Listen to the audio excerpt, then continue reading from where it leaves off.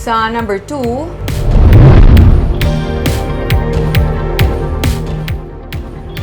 pamuno sang militar sa probinsya nagapanawagan sa publiko nga hindi maghatag sang suporta sa mga kandidato nga nagahatag man suporta sa rebelding NPA.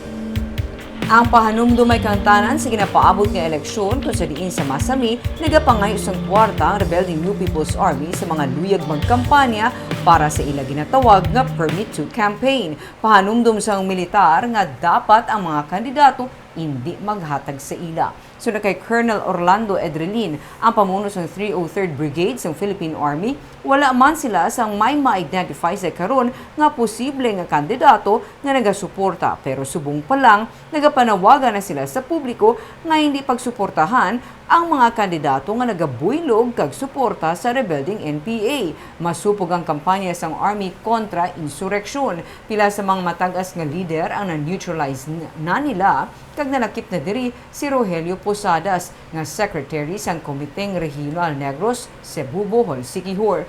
Hindi malabutan ang tapos tuig suno kay Edrelin, ila ginapaabot nga maklear nila ang Central Negros 1 kag 2. We cannot end totally, okay, itong local communist armed conflict. So I'm requesting all the candidates to please support our national government, our efforts and call to have a peaceful and progressive Negros Island. Marami po bang politicians, sir? If you're saying that they're Wala tayong identified, but I'm calling on them. Those candidates who are who would be heeding dun sa call ng permit to win and permit to campaign na to please cooperate and we will provide and help them together with the PNP.